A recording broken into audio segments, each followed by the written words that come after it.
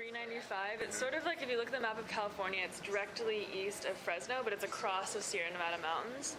So it's in the Owens River Valley, and it's just a huge desert valley. And so Manzanar is set against this backdrop of like huge, like Mount Whitney is close by, just huge snowy mountains. So it's like desert and snowy mountains. It's really stark.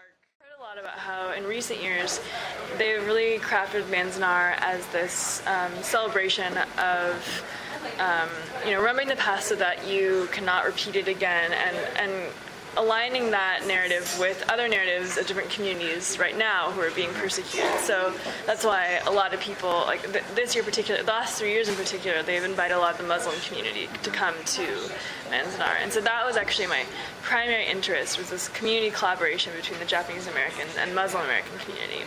And specifically in the Sacramento area, I had been meeting with and talking to a lot of people in that area who were active in the Muslim and Sikh and Japanese American communities, and learning about what kinds of programs and support they're giving each other recently, or since 9/11.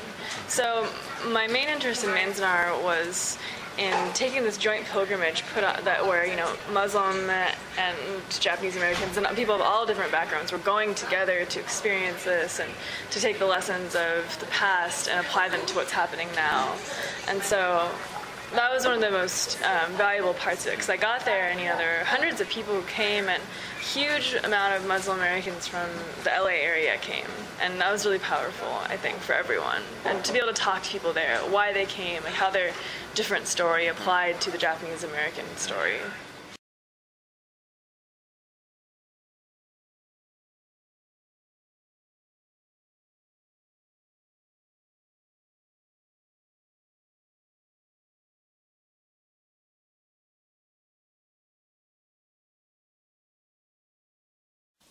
The ironic thing about what it being hidden is not only was it hidden by the government, but within the Japanese American community, it was not talked about. It was a big point of shame. Even though they were unjustly incarcerated, there was still a sense of guilt, like they did something wrong. And so I think my dad in the film said it's like a prison record, where unless you're like a rapper, you don't really talk about being locked up. You wouldn't talk to if you had a dinner table with like your girlfriend's family, you're gonna bring it up. If you're at a job, it's something you just don't talk about because it has bad connotations. And so I think that kind of sense of guilt blown up on a community level. Even to this day, a lot of the older Japanese Americans kind of say, well, why talk about it? It's so horrible. It doesn't need to be brought up again.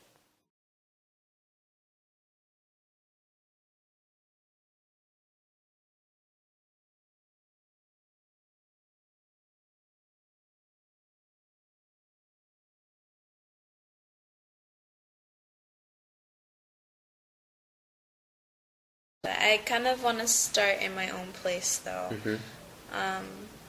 The concept of the pilgrimage, I think, is really beautiful.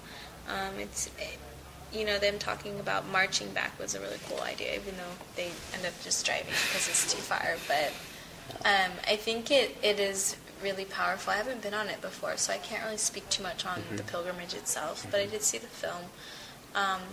My thing is with that, I feel like Japanese internment is used a lot to refer to history, and it's used a lot to refer to the ways that the American government has been racist. But I feel like it kind of stays there sometimes, like it's this moment in history that happened and it changed everybody's perception on how the government treats its people, its citizens and its non-citizens.